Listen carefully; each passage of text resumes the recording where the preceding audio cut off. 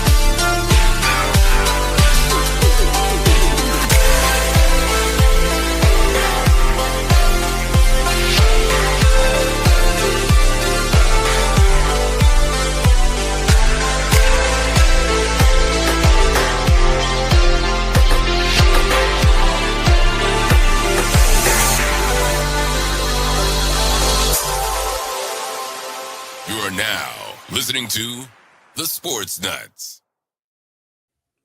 Welcome one, welcome all to the greatest sports talk show of all time, the Sportz Nutz.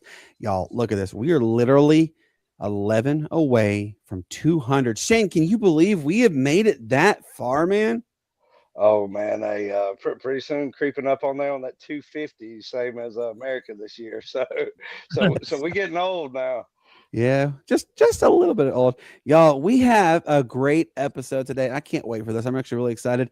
We are talking to the public address announcer for the University of Arkansas at Monticello, Mr. Will Richey. And then, of course, after he leaves, we still have more sports. What else? This is the Sportz Nutz. So, oh man, I'm so excited. Great to see everybody here. Shane, man, happy Monday to you. I see you made it from the cold and, of course, the snow. How was your rest of your weekend, sir?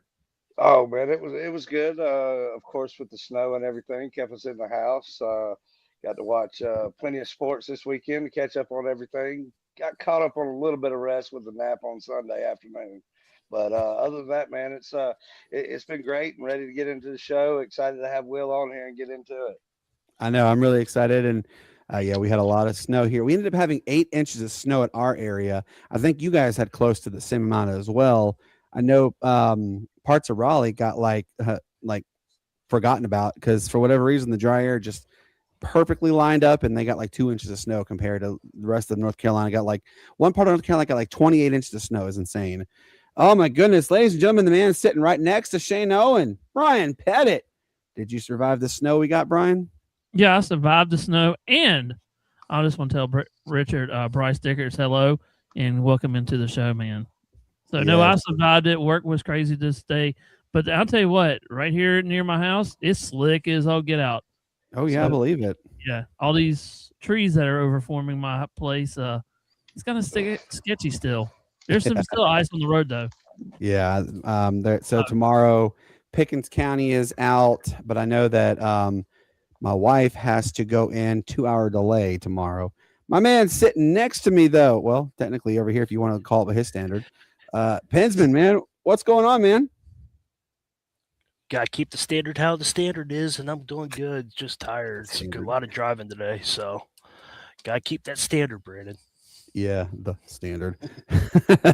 Want to go to quick shout out to everybody listening here live on 95.5 KFCE in Terrell, Texas, as well as on TigerNation.live, which airs in Missouri, Oklahoma, and Texas. So really excited, and as well as the 37 other countries we air in. We really appreciate each and every one of you guys for tuning in. It really does mean a lot to us. Oh, man.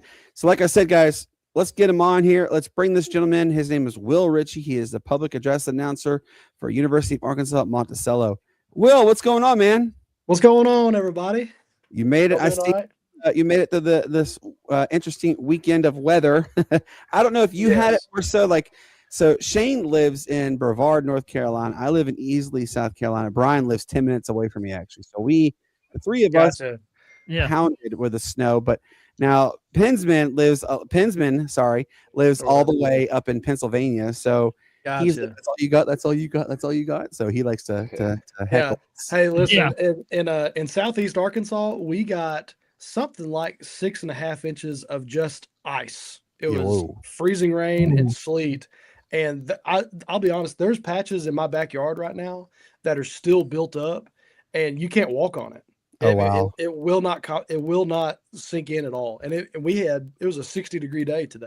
Oh, so, I mean, good grief! It's going to hang around for a little while. We need a good rain to come through Southeast Arkansas for sure. Well, there's talk that tomorrow, going into Wednesday, there in Shane's area might get a brief couple snow showers, but here it'll be rain. But then they're talking about February ain't done yet because we're going to see some more snowstorms. Yeah. Hey, listen, I'm cool if winter's over because Myrtle Beach, South Carolina got 8 inches of snow over the weekend. Yeah, that's weird. So I'm cool. Winter can be done. Yeah. Well, so where I live, according to the furball, there's 6 more weeks. Oh God, that's what I heard. Yeah. The giant rodent. Yes, predicted 6 more weeks of winter. I will say this. So where I live, if I were to go to Myrtle Beach, it's like 6-hour drive to Myrtle Beach. That's more towards like the border of North Carolina area. Now, if you go down to Charleston, it's a 3-hour and 15-minute straight drive. Except for Shane, he can do it in 1 hour because he goes like 100 miles an hour. Hey, telling on you, Shane. Yeah. No, it's not that bad. It's not that bad. I actually used to live about 2 hours east or west of Myrtle Beach, right there on Highway 9 too. So I got you. I know they got hit with about 6 to 8 inches there as well. Yeah, it was so weird that this year alone, Myrtle Beach has had more snow than the upstate of South Carolina. It's so bizarre. Like, when was the last time you could sit there and say the ocean got more snow? I mean, the fact that it snowed in Tampa the other day is just insane. The last time it snowed in Tampa was in the 70s, so that just goes to show how rare it is. But it's just so crazy. Well, see if you agree with me on this. Instead of making a sand castle, you can make a snow castle, right? You can. I think you can. See, Brandon. Brandon fights me. I saw some pictures. Eastland made one. Eastland made a snow castle. Yes, I told you. If it's cold enough, you can do anything. Yeah, I told you. Brandon's like, no. Just making like snow ice cream.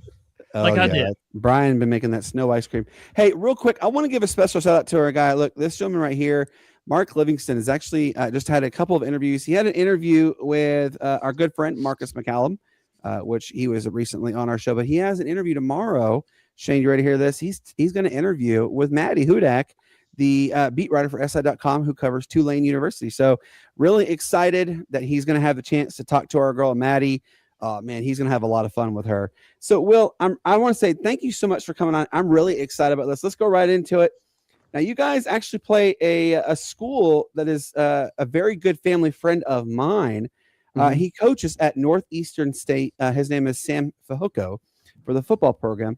But looking at the basketball schedule, which games are the most interesting matchups left for the Weevils? So on paper, if you want to look at everything, Harding University is by far and away the best team in the Great American Conference right now. They've got as far as I know, they've got a pretty commanding lead in the conference, as well as the Northwestern Oklahoma.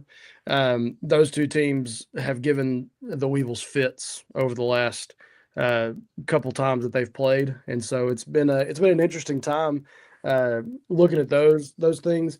And if you ever look at, and it's like this in every sport right now, within the Great American Conference, there's a lot of transfer portal movement in between all that, and so we've seen guys come through that played for the Weevils last year that were playing for Oklahoma Baptist University, and so there's a lot of guys are staying within the conference, but it's up and down. That the teams are changing, but the players really aren't. It's just they're going to different teams within the conference. And we've said this so many times, Will. I absolutely cannot stand the transfer portal. I think NIL and transfer portal have really ruined a lot of collegiate athletics. And I've said that so many times, and I will continue to say that. Shane will even tell you I'm a huge component. I do not agree with it. The the word loyalty doesn't exist anymore. Yeah, in there's sports. no loyalty. There's nothing Yeah. about it that's loyal. And it's And disappointing, you know. But I will say this, and I had this conversation with a buddy of mine today, that I don't blame the student athletes one bit in all this. Yeah. I think that, I mean, you look at, I mean, some of them are 18 years old all the way up to, look at 23-year-olds in SEC basketball right now. You've got a guy that came down from the G League playing for Alabama. And so you've got these guys that are trying to make money. Like, they're trying to make a bag. The only thing that they've been told their whole life is that you got to go out and get yours. So I don't blame them at all. I think that this is a problem that the NCAA created, and that it's an overcorrection of what used to happen with guys who weren't able to make money at all. You had guys that even down all the way to the junior college ranks. I mean, there's guys that are living in their cars in order to. That's pretty recent.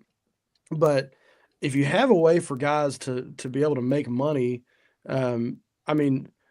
if you looked at me at 20 years old and said you can go play ball and make a ton of money before you ever have to go get a job, I'm jumping all over that. Oh, absolutely. And Carpe diem, you know. Yeah. So I mean, I don't blame the players one bit. This is a problem that the NCAA has created, and it's a shame. I fully agree. All right, Shane, go ahead, man. Oh yeah, well, Will, thanks again for coming on. We love, as Brandon mentioned, we love the kind of focus in on those smaller schools and all that. So can you kind of give our fans and listeners out there just what to expect kind of on a general game day there at Monticello, as far as the university goes and the town? Yeah. So Monticello is we're in Southeast Arkansas. We're in this little quadrant down here. I actually live about 30 minutes south of Monticello. I live in a little town called Hamburg. I get to be the worship pastor at First Baptist Church of Hamburg. And we're in my office right now over at the church. But the game day atmosphere is really cool over at Monticello. It's a lot of people who go to Monticello. They're just your down home country fellas that are there. It's a really good time being around a lot of them. You look at when the student section rolls in, a lot of guys that are baseball players. It's a lot of guys who are just there. They're rowdy. It's a good time, and they like to chirp like any other student section does, but they like to get right behind the visitors bench, and it's really funny. I have to keep my composure. I have to be very professional. Where I'm, that's hard, seated. Right? Yeah, I mean, who am I to sit there and not laugh at something that a kid says? But yeah, it's super fun. I have so enjoyed being able to be the voice of the Weevils, and the women's team is the Cotton Blossoms. There's an interesting history to all that I can't get 100% into. But there's but the atmosphere around game day is really cool. And if any of the listeners that you have, if you're ever in Southeast Arkansas for whatever reason, UAM is a great place to go, and it's a great place to go take in a ball game. It's funny you talk about like the chirping and everything. Yeah. So I coach my daughter's basketball team, and we actually had a game just not like a couple like last week really, and I had a parent there on the other team, and the girls I coach are 8 and under, okay, and he was yelling boo and you guys are cheaters. He used a word that I'm not going to use on the air because it's not G-rated. And I'm like, dude, these are 8-year-olds, and you're literally saying this inappropriate language. But then it gets even better. The coach on the other team was doing this to me and chirping at me, and I'm laughing. I'm like, oh my God, I got you where I want you. I know how to get under your skin. And he's like, you need to let my players cross the half court. And I'm thinking, no, I don't. This is the game of basketball. Where does it say I got to let you play to win? I'm playing to win the game. You're playing just because you don't know how to play, kind of thing. I mean, I'm not going to sit there and say that stuff. So it was just hilarious that, I love. Oh yeah. And that, and my buddy, he is the play-by-play announcer for Furman, Dan Scott, really good guy, really good friend of mine. And I remember I used to be the producer of Furman Athletics before I had my Widowmaker in 23. But I remember there was one time they were playing at VMI, And Virginia Military Institute, the cadets there, they're not exactly the most graceful, if you want to put it that way. And they were yelling all these obscene words behind. And I, during the commercial breaks, I was like, Dan, how do you not laugh? And he's like, oh, I am. Me and Tom actually are laughing our heads off because of the stuff that they're saying. And it really is true. You can't sit there and just like bust out laughing. So my next question I have for you is what age did you know that you wanted to be a public address announcer? And have you always enjoyed Arkansas at Monticello? Yeah, so it's really funny. I never really wanted to get into it. I went to school. So where I went to school actually is in the same conference as UAM. So I went to Ouachita Baptist University in Arkadelphia, Arkansas. Went there study. Do what now? Say Arkadelphia 3 times fast. That's hard. I know. It's a great place. At least it's not Philadelphia. Loved my time there. Yeah, it's not Philadelphia. But no, I really enjoyed my time there. But everybody that was doing PA announcing and communications was in mass communications. That was their major. I was a music major, and I was there to do ministry, and I was there to get my degree so that I could go into church work. And so it really didn't dawn on me that, and I've always loved sports. You guys are self-proclaimed, sports nuts, obviously. But I've loved sport ever since I was a little kid. And I've known the most about football. Football comes very naturally to me. I've always loved being around the game and being around the atmosphere. And it actually didn't come to be that I was going to do any PA announcing until the superintendent of our local school here in Hamburg, the Hamburg School District, reached out and said, Ball, what you want to take a stab at being our football PA announcer? And I said, sure, why not? And I got in the booth and I fell in love with it. And big shout out to the Hamburg Lions this year. We are Class 4A football here in Arkansas, and there's 6 classes of football. We're in 4A. We had a kid by the name of Nikel Lewis, played running back, who set the single season touchdown record for the state of Arkansas with 53 touchdowns on the ground. Holy moly! In an offense that really wasn't predicated on the run. It was it's a deep shot offense, and he had a really good offensive line. And this kid rushed for nearly 2,800 yards, 53 scores, and got really under recruited. He's undersized. He's about 5'8", weighs 185, something like that. But had an absolute motor. He's going to be playing football next year at Austin P over in Clarksville, Tennessee. And so, man, I'm telling you, he was so much fun to watch for me this year, and just a lot of guys. But I wanted to give him a shout out because he severely under recruited, didn't get recruited by any Division I schools here in the state of Arkansas. And so he's going to Austin P, and he'll have a chance to play against University of Central Arkansas next year. And I'm saying I'm hoping he puts on a show for the hometown people. So that's where I stand on that. I didn't answer the question fully, but I had to get that in there. God, man, imagine his 40. I know, right? So, Will, I coach football too, and the offense I coach is the run and shoot, which is a high-powered passing offense, one of the best powered offenses. Mouse Davis is the founder of it, and June Jones made it what it was now because of what he did at University of Hawaii. And it's just the fact that he is so small, and but doesn't mean anything because there's a great running back who played for the Atlanta Falcons, Jaquiz Rogers. Great stuff. Right. There's let's see, Barry Sanders wasn't very tall. So there is a lot of great athletes Willie Parker wasn't that tall either. Yeah, and then Will Shipley also. Will Shipley did amazing things in Clemson, which is only 35 minutes down the road from me. And it's the size. I think about a guy like Darren Sproles, Maurice Drew. Yeah, there's a lot of these guys. Yeah, he's about 5'8".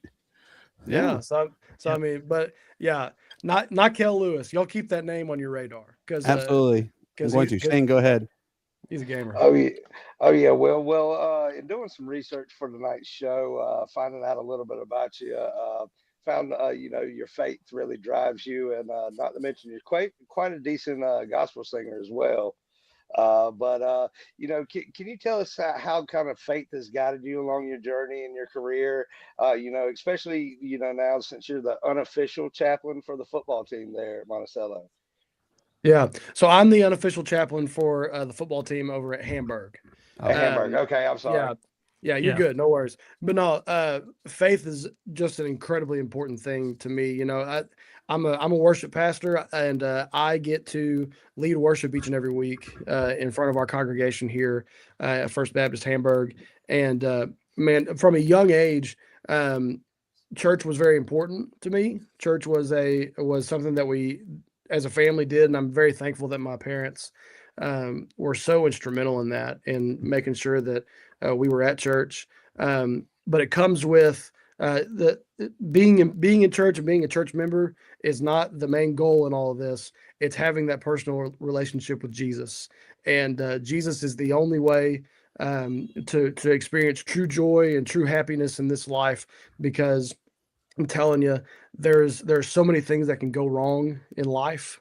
And I'm 32 years old, so I haven't lived just an immense amount of life, but I do know this, that Jesus is the only way to experience that true joy, and that the actual joy that we get. There's a lot of false enthusiasm that's out there that we don't know anything about.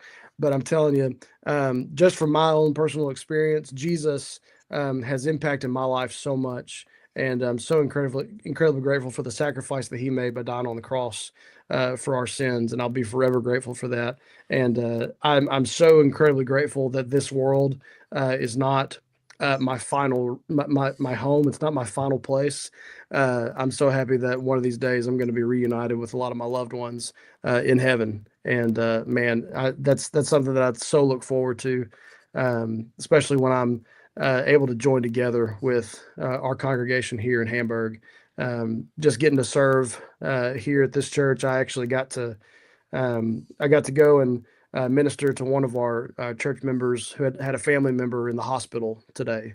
And I love being able to go as part of my profession, to go and to love on people and to tell people that there is hope in a world that maybe there's not a whole lot of hope for them. And so I'm really grateful that I get to do that, and that faith has just driven a whole lot for me. Being as far as the chaplaincy goes with the Hamburg football team, during the season, every Thursday, I got to go in and during the season and just give a short devotional. And my thing about that is, maybe the only Jesus they hear about throughout the week comes from what I tell them. And that's a lot of pressure that's being put on me there. But I'm so incredibly grateful for the opportunity to do that. Thankful that the coaches allow me to do it, that they appreciate what I do enough to let me come in and talk to their guys. And so incredibly grateful that for this life and what God has meant to me. I'm going to chime in on this one too. So, Will, like I had mentioned, July 8th, 2023, it was the day I was reborn. That's awesome, man. I woke up and I had chest pains, and it was just getting worse throughout the day. And I remember my wife cuts the grass. I weed eat an edge. I've always had that way. Well, I forgot how to start a weed eater, and I forgot how to even carry it. And I remember the first time I started weed eating, I had to throw it down because I was in such horrific pain.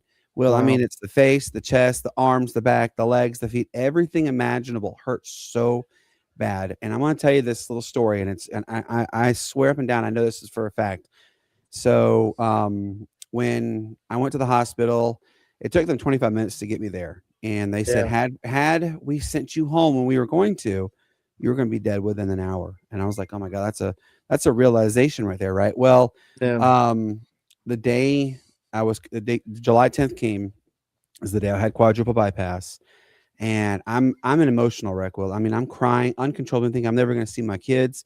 At the time I had 3 daughters, now I have 4. And I remember thinking, this is it.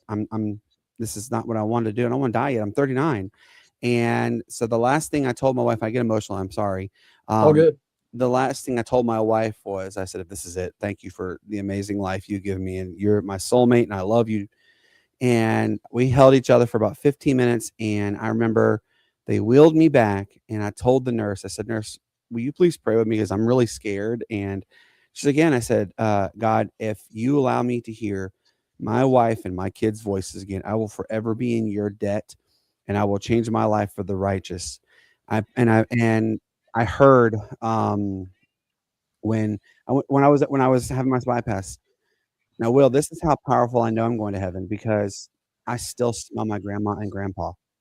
They were the first 2 to welcome me when I was up there during my surgery. And Will, the grass was as green could be. The water was as clear as crystal clear could be. I mean, I could see straight to the bottom. It was perfect. Everything was just amazing.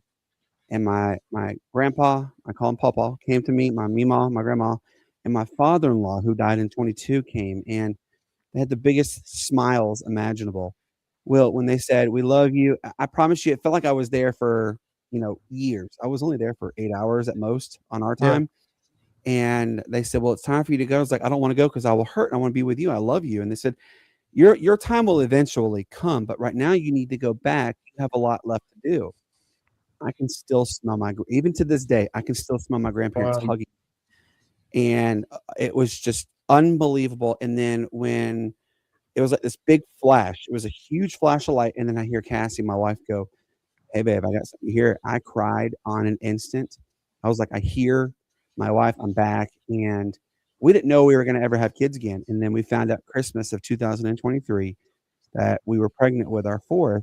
And it's just something about my 4th daughter that just means the world to me. I mean, I love all my kids to death. They're the best things, but it's just something about Aspen, my youngest, that we are like inseparable. And my wife always attributes that to, the bond that I had with God. And I mean, it's true. I had a friend of mine come on recently. His name is Mark Vaughn. He is the SID over at Anderson University here.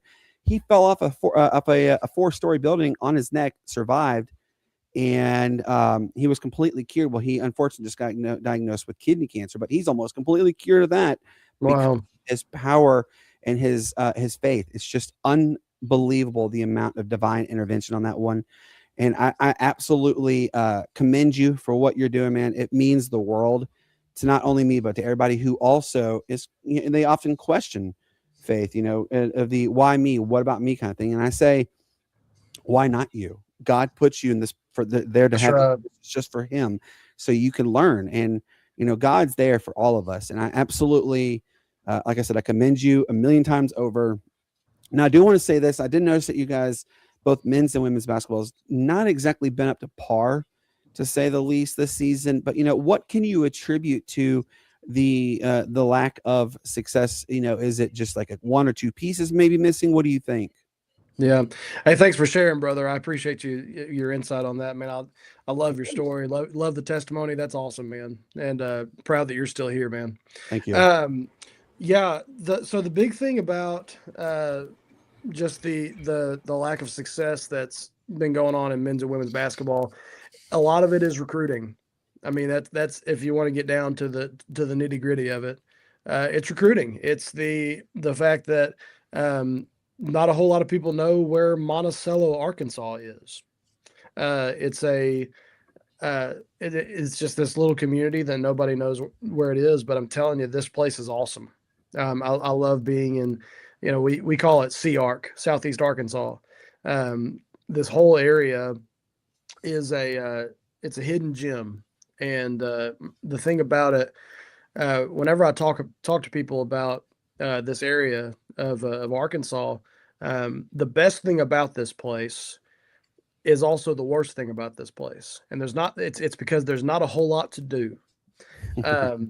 But that for me has been so awesome because there's not a whole lot to do. So you have to build relationships with people. You have to come in And if you're an introvert, there's some things you got to get over. There's some things that you've got to be able to get off of you. But I'm telling you, and this goes back to faith. This goes back to my what I've talked about. When we live in community together, everything is easier. When you live in community with people, when you build relationships with people, you can go to those people with your problems and with your concerns and everything. And especially in a faith background, you get people that'll pray for you and pray with you. But the biggest thing about UAM, it's just the recruiting is hard, and it's a grind, and it never stops. And I'm just the guy who talks on the mic. I'm not in the game like that in the recruiting world. But I know that it's a nonstop grind that, and it never ends. You have to be on your game all the time with your sales pitch about where these kids are going to school.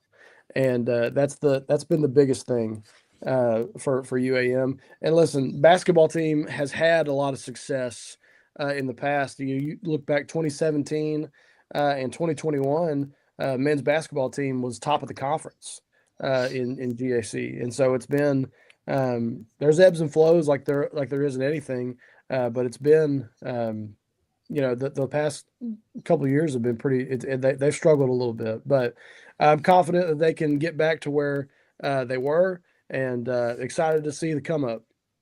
8 minute that one. All right, Shane, you have the last question, man. Go right ahead. Oh yeah, well, Will, we surely do appreciate you taking time out of your day to spend with us. But I don't want to beat a dead horse, but I know that you cover the volleyball team as well, and they didn't have such a great year either. Although, be it they had 9 all-conference award winners, Right. with Cook even getting the Elite Scholar Athlete Award this year. Can Right. you kind of reflect on this past season and kind of what you're looking forward to for the next season? Yeah, so with the volleyball team, that is volleyball is fairly new at UAM. If you want to look back, it's been, I want to say, in the last 20 years that UAM started having volleyball, and so a lot of other sports have had a big head start with that, and so they've struggled in the past couple of years, but it has been the improvement that they've made from year one to year two with new head coach Arlicio Ortiz has been it's been noticeable for me to see. The scoreboard hasn't reflected a lot of it, but more players have gotten in that are better athletes for this conference. And so I think we're going to see in the next year or two a big jump from this squad, and I'm really looking forward to seeing that.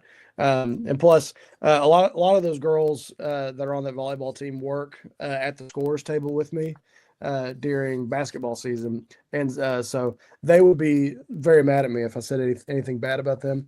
But they're awesome. They're super cool to be around, and I really am rooting for them hard.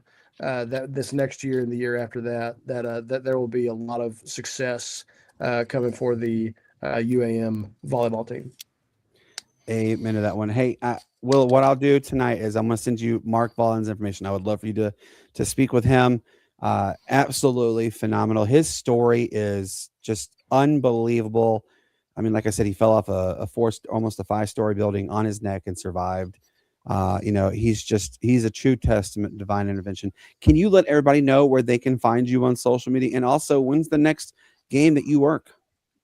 Yeah, next game I work is going to be Thursday night, 5:30. The UAM Cotton Blossoms will take on Southeastern Oklahoma State in Steelman Coliseum. You can find that on the UAM Sports YouTube channel. If you want to find me on Facebook, I am Will Richey. I also have a music page, Will Richey Music. I gig a little bit around the area, and so I love doing that. I am on Instagram let me see if I can find my handle. It's just Will Richey on Instagram. You'll be able to find me on there. I'm also on TikTok, Will Richey, on everything there. I post a lot of music content, but also post a lot of PA announcing content on there as well. Awesome. I will be following you because I'm literally like 5 away from 2,000 on TikTok. So I'm definitely following you on there, man. So Will, I appreciate you, man. We're going to have you on again in the near future. Sound good? Yeah, sounds good to me, man. I appreciate it very much. All right. Take care, brother. I'll talk to you soon. All right. Thanks, guys. Appreciate it. Oh, man. Dude, guys, come on. That was pretty cool. I mean, seriously, think about that for a second. The small program like that telling them their adventure. But ladies and gentlemen, who is this pretty face sitting right next to me? Would that be the one, the only Mr. Model Citizen himself, Matthew Thomas? You keep saying Model Citizen, but Mr. Model Citizen is a Pro Bowler in his rookie year. So yes, it is Matt Thomas, and I'm here to, provide balance to this podcast. Balance, yeah, Balance. Joe Flacco, and Brandon, he survived the snow. Yeah, too. Matt, because he had so much snow there and all. Hey, 2.5 inches here in Georgia is like the equivalent of 9, 10 feet. No, it's like 45 feet. Come on, 9, 10 feet in New York. Yeah. So it is what it is. Oh man, but guys, that was pretty cool. I'm so excited that we had him on. Definitely thank you to Will for coming on and telling us about the life at Arkansas Monticello. It really does mean a lot to us. All right, so let's get into it. Now, this one, I'm really excited. I'm actually taking a little bit of a stab at you, Mike, but I know they probably not everybody watched it last night, but the Tampa Bay Lightning, excuse me, my phone keeps going up. I apologize. See, had choked up over it. No, I'm literally, my phone is just going off like crazy. The Tampa Bay Lightning had a major comeback last night in the Stadium Series versus Boston. Now, they did score the fastest goal ever in an NHL outdoor game. It was literally 11 seconds. I hadn't even sat down yet, and they scored. Then Boston went on a scoring spree, went up 5-1. It did look like it was all but dead in the water. What the heck's for the Boston? Lightning. But the Lightning said, hold my beer. We got better plans. But now, this was what was really funny, and you guys are going to laugh at this too, I guarantee it. The Boston Bruins are they're the highest penalized team in all of the NHL. And that, again, reared its ugly head for them. And Tampa went on an entire second period of power plays. And that is not an exaggeration. Pensman will absolutely back that up. Well, Tampa Bay ended up winning 6-5. It is the largest comeback in team history, the largest comeback in an outdoor classics series, and also one of the largest comebacks ever in NHL history. What do you guys think this could mean for everybody in the Eastern Conference? Now, look, I'm going to go ahead and tell you guys right now, the hottest team in the East is actually Pensman's team. They've won 7 straight matches. So I'm going to go right to you, Matt, on this question, okay? What do you think this signifies for the Lightning coming back from such an almost, it looked like it was an insurmountable deficit, and they came back and won? I'll be honest with you, man. I think it kind of signifies about 5 things. First, it signifies Tampa's mental toughness is still elite. Championship DNA never left. It also forces teams to play kind of clean hockey. You can't be lazy. Especially against Tampa, man. And this Tampa, this comeback, man. Tampa becomes a momentum nightmare. It's a comeback. A comeback of that magnitude can spark a run. Confidence snowballs in hockey, man. And when Tampa starts rolling, they're one of the hardest teams in the league to slow down, to be honest with you. Mm-hmm. So, and also it just means that the East just got tighter. It raises the bar, shrinks the margin for error. And it potentially shifts playoffs matchups that nobody wants. No one's really circling Tampa as an easy out anymore, man. So, you can kind of look at it from that perspective, or you can look at it from the perspective of, it was just one game, and they just got lucky. It was just one of those moments. That's not really going to mean too much. So you can kind of take it from one of those. But I think, me personally, I think this will spark them in the right direction. I like it, and also, Mike, this. Colorado better be sweating a little bit of bullets because they're only 4 points up now on the Lightning. But here's what really got it going on this, and then we'll go to you, Pensman, on that same topic. And Matt, I don't know if you saw this. It's so rare to happen. It hasn't happened in the last couple of years. Well, there's been 2 this year. Mike, let everybody know what those two that I'm talking about that happened. Which is Tampa Bay coming back or No, what? the The goalie fight. yeah. Yeah, the goalie fight.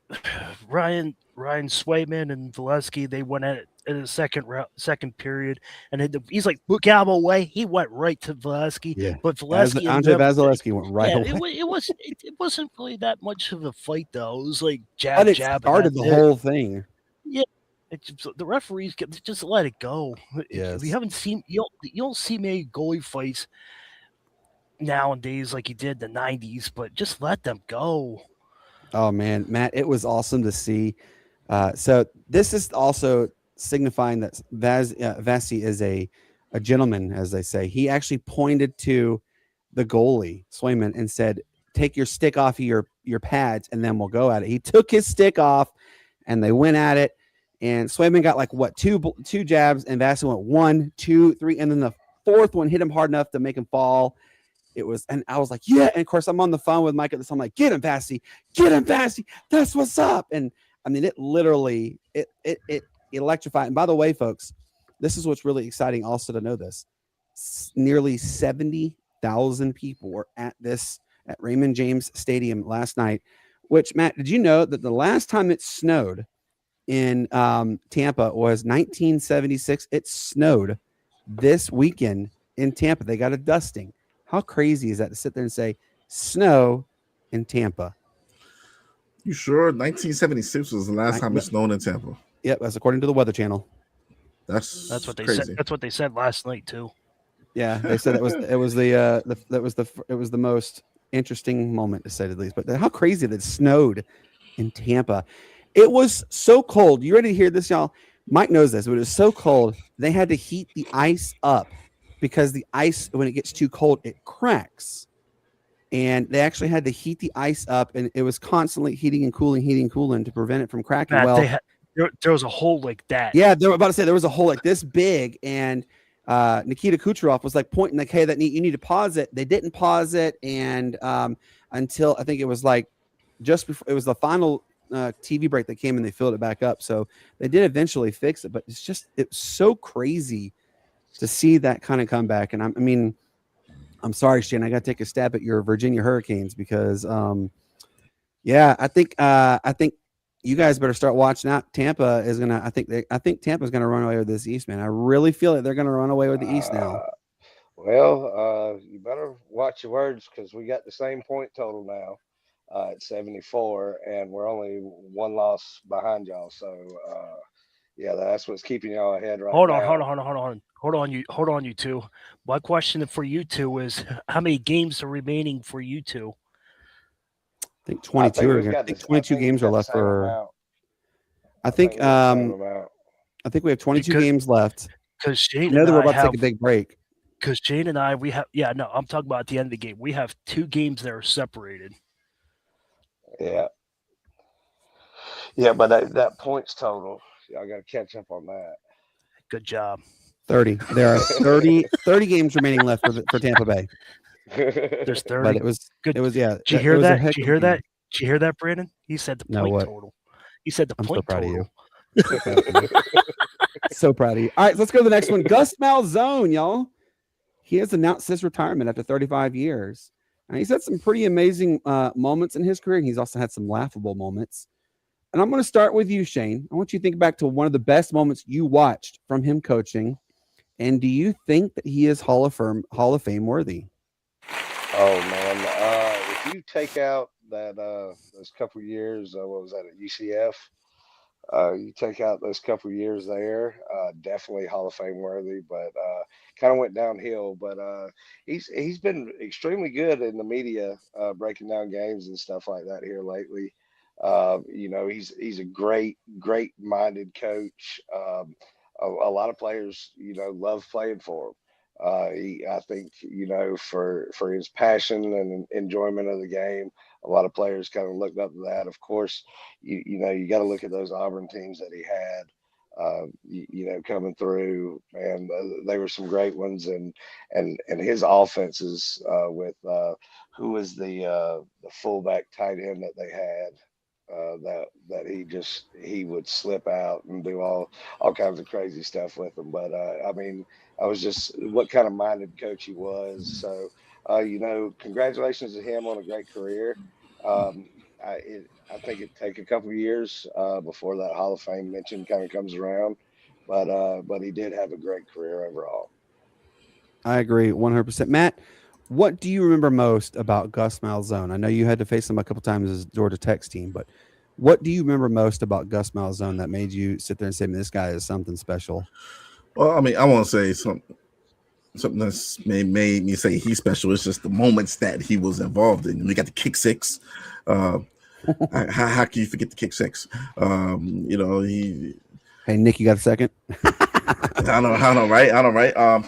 People forget though. He was the offensive coordinator around Cam Newton and an Auburn team that won 14-0.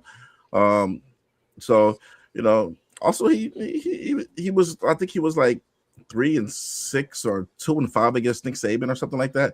But he still got some wins against Nick Saban. Mm-hmm. So I mean, you can look at it from that perspective too, man. I know he beat. There was one year when I think it was 2016 or 2017 where they beat Georgia and Alabama back-to-back weeks. A lot of people made that a big thing, but they did that, man. So man, I think he will go in the Hall of Fame. He will go in the Hall of Fame, man. And he definitely deserves it. Heck of a coach, man. Good leader. Always stood behind his players, so you got to give it to him. Absolutely. All right, Bryan, I got a question for you. Today is, as everybody knows, and if you don't, you're living under a rock for real. Today is Groundhog Day. The giant rodent somehow predicts and tells everybody that we're gonna have 6 more weeks of winter. By the way, his prediction rate is less than 30%.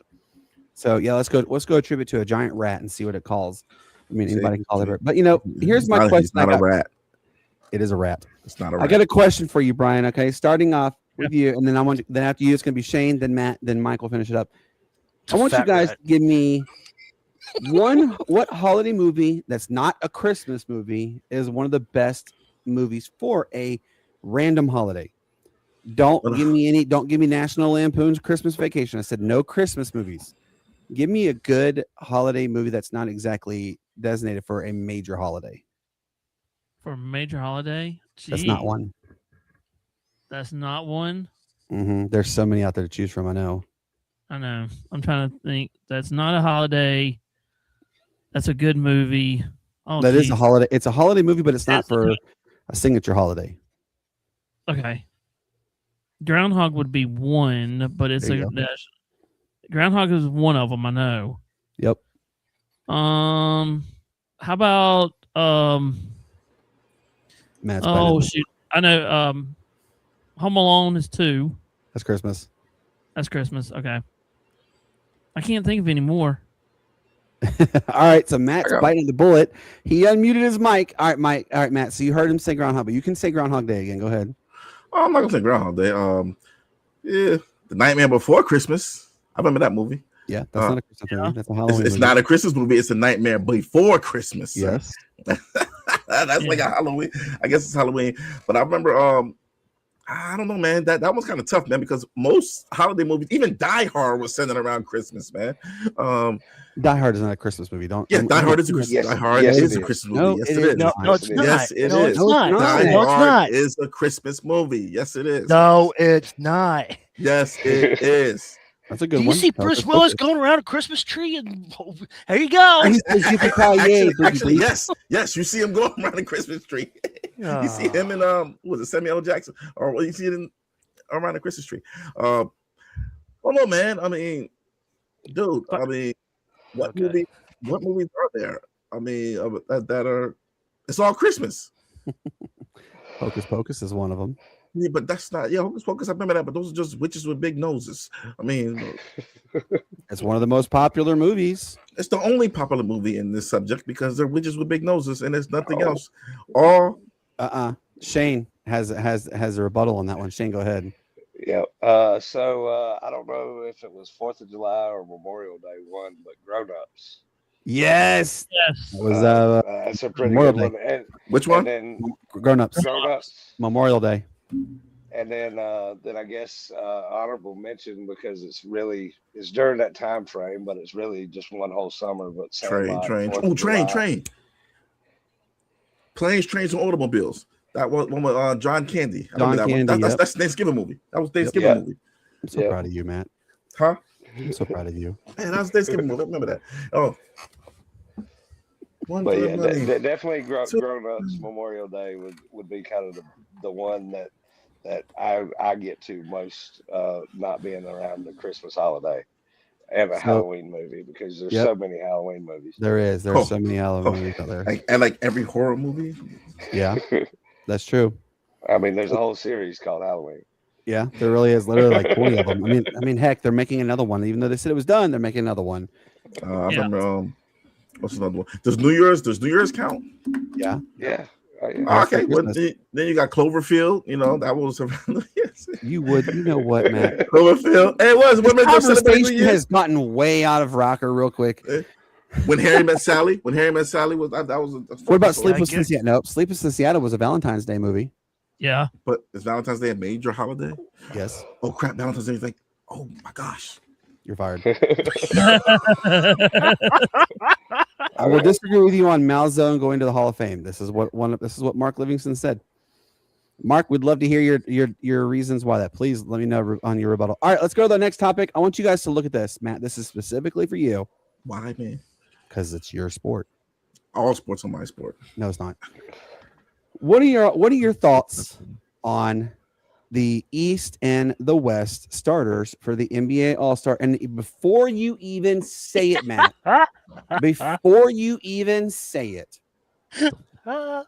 LeBron James, yes, we already know he got his 22nd invite as a reserve, but also let's look at the East reserve. Some things don't need to be said.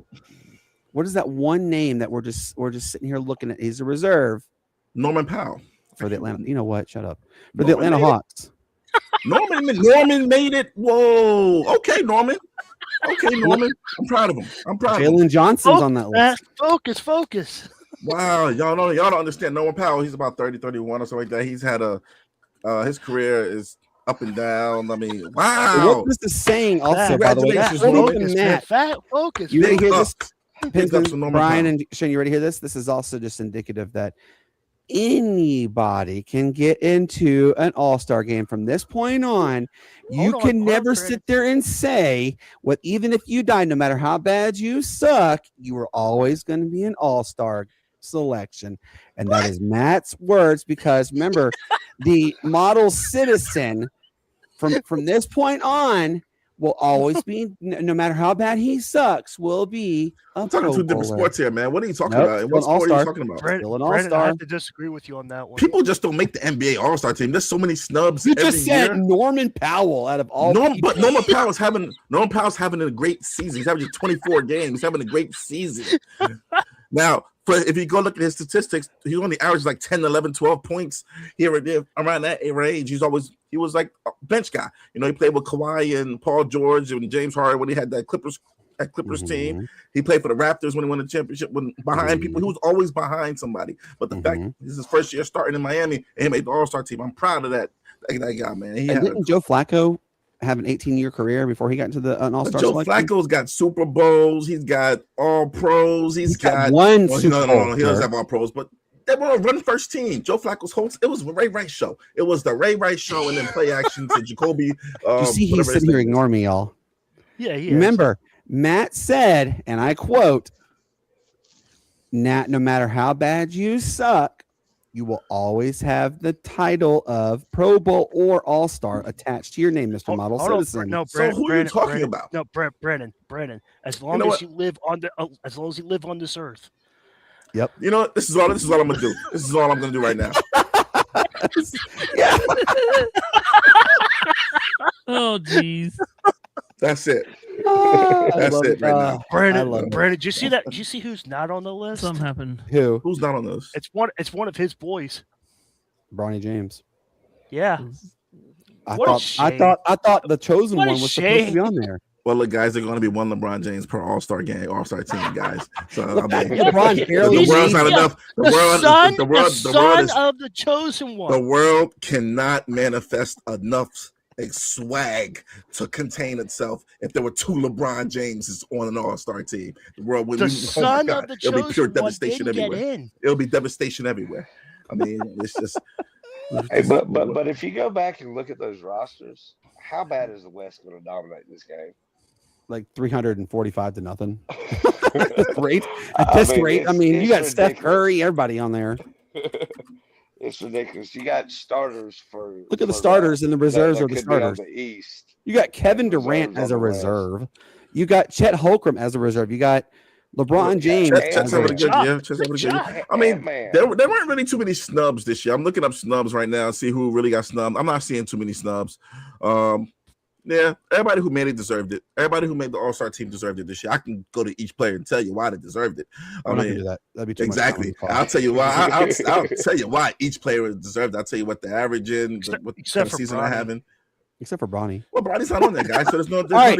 You guys So- are bringing them up, not me. Let's go to this next topic real quick. We'll let everybody know the Super Bowl has already gone off literally with a bang because a 4.2 earthquake happened today in San Francisco. There has been minimal damage. My sister did a report. She'd have a little bit of damage as well. There was an earthquake, ironically, the week of the Super Bowl. All right, Shane, you have your sports story, man. Go ahead. Oh yeah, well, my sports story is cleverly titled, and then there were three. Today it was announced that 6 of the remaining 9 teams in the MLB are leaving Main Street Media to join the MLB Network and MLB TV, which is now in partnership with ESPN. Miami, Milwaukee, Kansas City, St. Louis, Tampa Bay, Cincinnati, they all announced today that they are leaving, going to the MLB Network. That leaves the Braves, the Angels, and the Tigers left. The Braves, though, actually going to Apple TV well, or Amazon, one of the two.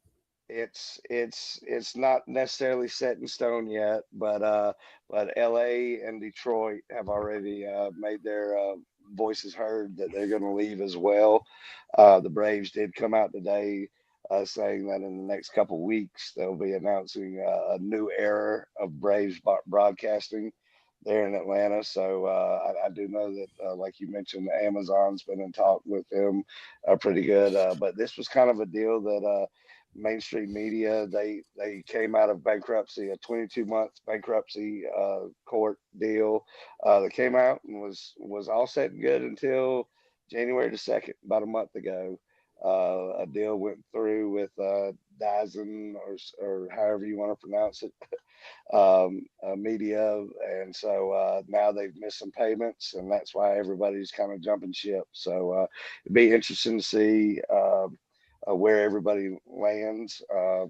Like we mentioned with the Braves, there's such a vast area and territory to cover because they're really the only team, Georgia, South Carolina, North Carolina, Virginia. So even Tennessee for now. But it's going to be interesting to see what the Braves do because they're kind of poised and they've always been at that forefront of their own media type broadcasting rights and all that. So it's going to be interesting to see what they have. But I just wanted to share that story with not but 3 teams left on this FanDuel Sports Network right now. Amen to that one. All right, Matt, do you have a sports story you'd like to share there, buddy? That's not named Bronny James. Oh, of course, yeah. It's just sport. I'll make it quick, though. Yeah, I kind of do have a little quick story, guys. Over the past few years, one of the clearest trends in the National Basketball Association that's kind of been this. The league spotlight isn't being shared anymore. It's being claimed by the young stars. And this isn't about, hype or next up conversations. This is like real impact. Guys under 25, are deciding games late, controlling tempo and carrying franchises on their backs. You look at guys like Anthony Edwards, he isn't just as athletic, he's a closer. Shea Gilgeous-Alexander, he plays with patience and controls the game like a 10-year vet. Tyrese Maxey, going from spark plug to center piece. People got to kind of witness his maturation with Joel Embiid, getting hurt and going down. Then you got Big Victor, Wembanyama, man. He's already he's already warping how teams play defense. Really, Bryan? What in the world? Come on. At this point, you got to laugh because that was Bryan checking his mic check. But go ahead. You were saying, Matt?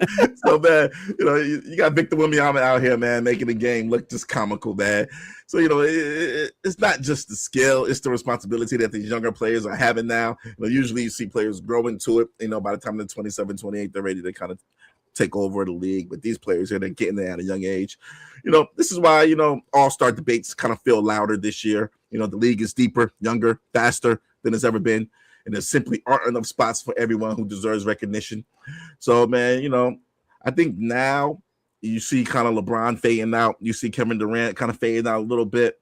You see these stars, Steph Curry kind of fading out. These guys only got 2 or 3 years left, guys, and then they're done. So now you're going to start seeing these new stars. But the only question is, is the NBA going to have a face or they're going to be faces? So that's going to be kind of interesting to see. Or are they going to be faceless? See, you never know. You never know. You never know. Too many young stars coming up for them to be faceless. Yeah. Too many worlds of what if. You got a lot, man. But I think that Wemby stuff is just ridiculous, man. Just the way he changes the game. Like, whew. Look, there's Bryan with the. We were like, what is that? We were trying to figure out what you were doing, Bryan. I was just trying to do my sound because my sound, it went completely blank and I didn't have any sound on this side. Messing up on the logs. Yeah. All right, guys. I was going to give a quick sports story, but I'm not going to because we already covered it. So, all right, comes to our favorite moment.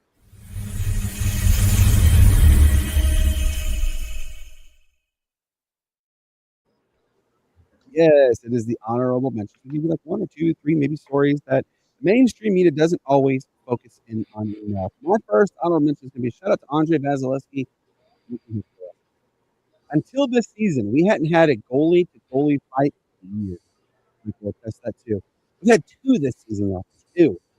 And last night was Vasi's first ever career fight, and after that fight, Lightning woke up and they just went on a scoring spree and won. Congratulations to Andre Vasilevsky, the Big Cat, as they call him, for getting your first career NHL fight and helping your team win.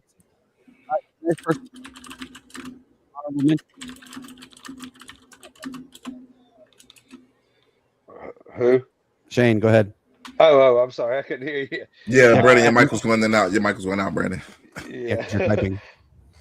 All right. Well, anyway, my first honorable mention today marks the 56th anniversary of Pistol Pete Maravich setting the 3,000 point mark. Did it February 2nd, 1970 against who was it? Mississippi State in a 49-point game, but first collegiate player to do so. Only took him 83 games to set the 3,000 points. So just want to commemorate him. We know Caitlin Clark passed him when she was in college, but I believe ended up with over 3,900 points. I know he finished his career with over 3,600 points. So just a day to remember. One of the best college shooters of all time, even before the 3-point line. I like it. All right, Matt, give us your honorable mention, sir. My honorable mention is going to go to the NFL Pro Bowl weekend. Thanks for reminding us and letting us know why we don't watch the Pro Bowl, because nobody talks about it. Nobody cares. Nobody anything. Wait. Yes? Wait. What was that? Didn't you sit there and say, no matter how bad you suck, as long as you, for the rest of your life, as long as you're on this planet, you will, the model citizen will be forever known as a Pro Bowl. Now you're saying nobody watches it? What does that have to do with the Pro Bowl game being absolute horrific? Backside cheeks. Huh? What does that have to do with the whole thing being terrible? The whole weekend is terrible. Flag football. As a Shador fan, you should support him and watch him stink up the joint. Hey, look. First of all, the day I watch a Pro Bowl game, the one of the last Pro Bowl games I watched, Sean Taylor hit the kicker so hard. Oh man, did he deck him? The kicker so hard. That was the best. He hit the kicker so hard, the kicker got right back up. Yeah, he got right like back he up. didn't hurt. You know, he went to the sideline. But yeah, man, got to give it to the NFL for reminding us why we don't watch the Pro Bowl. The weekend is terrible. Whole Pro Bowl weekend is terrible. So just wanted to put that out there. Do you guys agree? Not disagree? Yeah, I'm looking forward to the YouTube celebrity flag football game more so this weekend with Drewski. That too. Yeah, I'm like, I'm looking at everything but the Pro Bowl. Exactly. All right, Mike, go ahead and give us your honorable mention, sir. You guys need help. That's all I'm going to say. You guys need help. But my honorable mention is the Penguins and their hot streak. Hopefully they can catch up, and hopefully they can catch some teams and clinch the playoff spot coming in the upcoming months. And we'll see what happens in their upcoming trade deadline. We'll see if we need anybody. So let's go Penguins. Let's clinch a playoff spot. And let's enjoy playoff hockey, because this has been a phenomenal year. If you don't agree with me, you guys are living under a rock. And that is, we are wholeheartedly look. Pensman and I have had this conversation. We actually had this conversation yesterday as well. This is the best NHL season I've seen in quite a very long time. He's even said the same. But what's also going to suck though is we're about to go on this really long break. I think tonight is actually the last set of games for like a month. It's because of the All-Star, because of the Olympics. So it's gonna be sad not seeing it. All right, Brian, give us your honorable mention, sir. Well, actually, earlier today, Paul Tagliabue, Roger Goodell had his annual Super Bowl press conference, and they created an NFL Paul Tagliabue Academic Excellent Award. So that's something that's new. So yeah, that's just something new that they came out today. All tag. Say Paul Tagliabue after all. Yeah. Well, he died in last November, so they just wanted to name an academic excellent award. So, you know, I got one for you. Okay, what's that? I want to give a shout out to the National Lacrosse League's Vancouver and Rochester teams for being a part of one of the worst hits ever in National Lacrosse League history. It was so gory, in fact, that they are now, the league is discussing this week what type of penalties will be assessed on the severity of these hits. What happened, in case you don't know this, Vancouver, they threw the ball all the way over, and their wingman he's literally about to score. Well, the goalie goes way almost out the half field line. I don't even know what they call it in lacrosse. Came out there midfield, and he tackled the goalie. Tackled the guy so hard he knocked him out, completely knocked him out. Well, it started a massive brawl. Both benches cleared. Both goalies got literally the entire field was covered, and all the players, even the coaches, got into it. I'm so proud of you. Why? Because I know sport. But it was, dude. If you guys go, I want you guys to Google, seriously, Google NLL Vancouver and Rochester hit, and you will see it is an absolute bone-jarring collision. He did it on the goalie did it on purpose. They're now figuring out what is going to be the penalty for that kind of reaction. It was pretty intense. So both of them $500,000 fine. It was crazy. All right, Shane, give us your next honorable mention. My next honorable mention is going to go to heavyweight boxer Jarrell Miller. Won in a split decision this weekend at Madison Square Garden. The 317-pound heavyweight in the middle of the fight had his toupee knocked off. Yeah, buddy. Look at Matt. Matt knew right away what you were going to say. That's a good one, Shay. That's a good one. he rolled with it. I thought that was a joke when I saw it too. Well, it was from what he said. Unfortunate, kind of incident was over at his mom's house. Male pattern baldness. He grabbed the shampoo and he grabbed industrial cleaner instead of shampoo. Male pattern baldness. Yeah. Embrace it, man. Just embrace it. Yeah. Me and Brandon know very You know what? I am not bald. I have hair on my head. Thank you. You're not bald, but now you could use a toupee. Might I remind you, he just had a haircut. I did actually. I hope they charge you about quarter the price. You're still funny. Brandon is getting about that time. Embrace it. No. Let it go. No. Let it go. No. But yeah, shout out to Jarrell Miller. After he won the fight, he snatched it off, threw it out into the crowd. So I'll be interested to see how much that goes for on the That's like ew. No, I'm not. I'm going to keep it G because I was about to say something else, but I'm not going to. I'm going to keep it G. Good job. All right, good Matt, job. Give us your next honorable mention, please, sir. There's always Bosley too. Honorable mention, man. This one has to go to the hottest team in the NBA right now, which it will surprise a lot of you people, a lot of you guys. Hottest team in the NBA right now, it's the Charlotte Hornets. They are. They're winners of. I think they won their last 7. They won 7 straight. Yep. They won 7. They're only a game behind Atlanta for the final playoff position. Yeah. So shout out to them, man. They're playing. It seems like they're kind of playing. They're playing great ball. Actually, I've tuned into the last few of their games. They're playing great ball. Scoring not out of everybody too. Yeah, LaMelo Ball. It's like he's finally kind of understanding how to run a team. You don't need to score all the points. Just run the team, man. Run the offense. So he sees that he has weapons and he's using it. But shout out to Con Knuckle, man. That boy can shoot. That boy can shoot. Yep. That boy can shoot, man. So, shout out to him. All right, Brian, give us your last honorable mention, sir. I'm going to give it to Clemson basketball team, the men's basketball team. They keep on winning. They only got which one is it? Yeah, right. Which one of them? Which one is it? Clemson wrestling, volleyball. Wrestling, volleyball, soccer, baseball, hockey, softball. I mean, everything. No, basketball. Basketball. We had to heckle you, Brian. I know. No, you got to give it up to them. They've only lost like 4 games this year. 7. So, and the season's almost coming to a close. So they can let's just see what happens at the end of the year, Sorry, 6. So, they lost 6. Well, okay. But still. All right, Pinsman, give us your final honorable mention, sir. Mine goes out to Clemson wrestling, football, soccer, baseball. No, my honorable mention is the NASCAR's coming up. Baseball's coming up. So we got the Pro Bowl out of the way. So we got the Pro Bowl. We got the football. So football's out of it. So NASCAR, thank you for coming back. Baseball, thank you for coming back. So and the Olympics. Brandon said, yeah, and the Olympics. But I'm just saying because Brandon says when football season's here, it's excitement. When it's gone, where'd it go?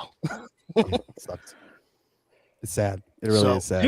By the way, tune in to Brian Pettit too, because he's going to be doing a lot of NASCAR content coming up. Yep, he will be. You just took words out of my mouth. He was supposed to have one last night, but due to the weather in North Carolina, the race was not being shown. So Brian couldn't show his presence last night. So, yep, it will be coming back though. All right, so everybody, I want you guys to really also think about my family on this one. This is an honorable mention, but it's also a very sad moment for my family. I want to give a shout out to my stepdad, Dave, who is more or less my dad than anything. He is transitioning to life ending now. Over the weekend, his health really, really rapidly declined. We believe he had a heart attack. We're not going to do. My mom won't do the blood work to determine, but he is blue in the face now, on the mouth and the ears. He is basically, he can't talk anymore now, and he's bedridden. Hospice firmly believes he's got a week or 2 left at most. The reason why I'm shouting him out is he is more of my dad. He's been in my life since the mid 90s. My mom posted one of my favorite memories of him was dancing. Dave was always a fantastic dancer. I always had a lot of fun with him, and I hate that, he is, unfortunately. And look, Matt and Shane and Brian, Mike knows because he called me, and I actually had to give the phone to Cassie because I was crying so hard. It's a very it's heartbreaking to see that this is how it's coming to the end with him. I'm not ready, but no one ever really is ready to see someone pass away. But I'm honored to say he is more my dad. And Dave, I love you. I will love you forever. And I know when eventually my time will be here, you'll be there to greet me. And I'm looking forward to it. I hate that you're going through this, but I just know that we all have a purpose in life, and our journeys and the way they end is the way they're supposed to end. So if you guys could please keep my family in your thoughts, in your prayers. If you guys can say a small prayer for my stepdad, be greatly appreciated. It's really hard. I'm trying not to cry because it's really emotional to think about this, that someone I've known for a long time is unfortunately, he's coming to the end of his time. So that's just my sad. Matt, do you have any more honorable mentions you'd like to give, sir? No, I'm good to go. I'm done for today. Shane, what about you? I got one more. Go ahead. I want to shout out to Justin Rose. Won the Farmer Insurance Open this past week at Torrey Pines. Shot a 72-hole record, 23 under in the win. Now holds the record for 56 holes at -21, and then the 72 hole at 23 under. First time in 71 years that somebody has won wire to wire there at Torrey Pines. So shout out Justin Rose, moving to number 3 in the world at a ripe young age of 45. I like it. Bryan, do you have any honorable mentions you would like to give, or are you done? I'm done. And I do have one. Hang on. I do Go have ahead. one. The Super Bowl opening night is tonight, too, by the way. All their press conferences, opening and everything else. So that's I'm something. here so I don't get fined. Yeah. I love that comment. Love it. Y'all, this has been an absolute amazing episode of the Sportz Nutz. We had such a fun time with everybody who tuned in. We had a blast with our guest, Mr. Will Richey. Please go follow him on social media. This guy is amazing. And his faith is absolutely unwelding. I love it. It's amazing. Real quick, here's the list of the upcoming episodes that we have. This Wednesday, the 4th, it is episode 190, but we have Phil, I always get his name backward. Phil Hewlett, the public address announcer for your Anaheim Ducks. And I want you guys to really get a chance to go check him out on Facebook. He posts his introductions and whenever time Anaheim scores. He's really good at what he does. I'm really excited to talk with him. Thursday, the 5th, it is episode 191. It is our Super Bowl 60 preview. Now, we will be joined by Ralph Williams of RW Media and a few others to discuss the Super Bowl. We're going to discuss, like the history of the Super Bowl and give our predictions, and then maybe discuss what commercials we could be looking forward to. So stay tuned. Not everybody in this panel will be here because people have to work. But those will be here. We're really excited to have everybody. We hope you guys can tune in on that one. It is our Super Bowl preview. Friday the 6th, that is episode 192. The NHL Seattle Kraken beat writer Bo Crutch will be joining the show to talk to us. Monday the 9th, it is episode 193. I will not be here. I have to coach basketball. So it's going to be run by Matt and Ralph to start. And then Pins will be there. Bryan will be there. And, of course, my man Shane. Wait, Shane's over here, right, Shane? Yeah, Shane's right here. Brian's right here. Though I have it reversed on how you guys view it. So Shane will be there as well. So make sure you guys get your popcorn ready. They got a lot of good content to share with you. And then, of course, we have an episode on Wednesday, the 11th. It is episode 194. So with that being said, for everybody who tuned in tonight, we greatly appreciate it. For all of our great content that we have, thank you to Shane, Matt, Bryan, and Mike from Pensman Sports for tuning in. We greatly appreciate it. With that being said, Matt, give your final goodbyes to everybody, sir, please. Absolutely, guys. We are at the beginning of the new week. So, so everybody yes, just yes, Matt. It's Monday. We have a big weekend coming up this weekend. As you know, it's the Super Bowl. Just let's make it to the Super Bowl, guys. Let's get there. So just play by the rules. Do what you got to do. Keep your nose clean. Literally, stay safe, and you guys just don't get flagged. And don't get those behind you, because when you do, you in trouble. All right, Bryan, give us your final goodbyes, sir. Well, I'm just going to say be safe, be kind, and love each other for tonight. Just not any other time, just tonight, though, right? Yeah, just tonight. Just tonight. Look, I got Shay laughing. You said for tonight. You literally said for tonight. I was like, just tonight, not anybody else. Yeah, just for tonight. All right, Pinsman, give us your final. Give a shout out to Clemson soccer, football, hockey, everything imaginable, right? You have 3 hours to love each other. So just for tonight. Just for tonight. No, there's a lot of hate in the world. Respect each other. Walk the other way if you don't like what you hear. So just be kind. Be true to each other. Respect what you have and be kind to each other. And please email me at Pensman Sports and like to hear from you. So, and subscribe to my YouTube channel. Try to get 2,000 subscribers by the end of the year. Let's hit that. So thank you for tuning in, everybody. Amen to that one. All right, Shane. Give us your final goodbyes. God, my phone is blowing up like crazy. Give us your final goodbye. Yeah. Oh yeah, well, as always, man, we appreciate everybody listening in, tuning in to us. But may the good Lord bless you. Peace, love, and bacon grease. Peace, love, and bacon. Look, I have 13 texts. Hey guys, I could probably tell you why, Brad, that some sad, unfortunate news is going down right now, guys.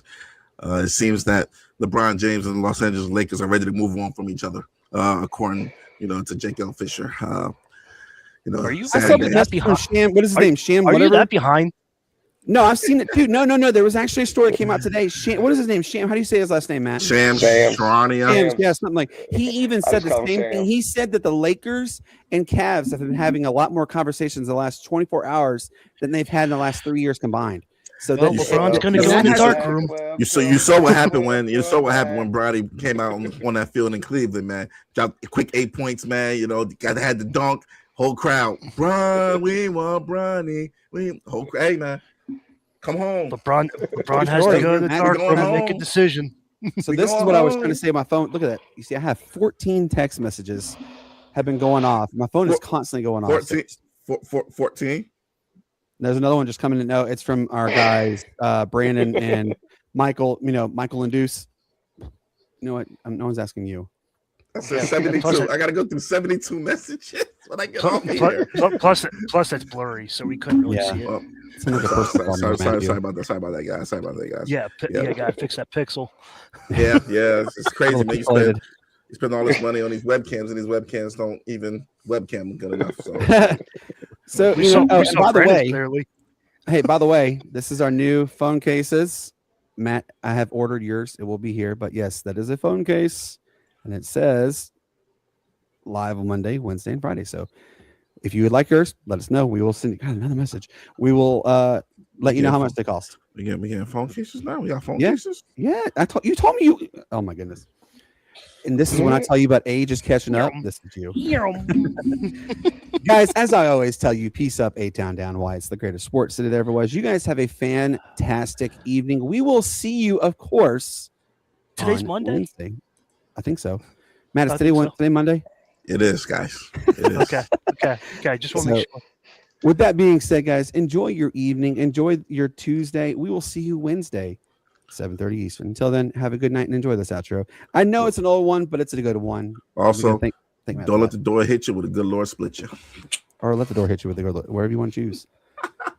Y'all take care and enjoy this outro. Cut it.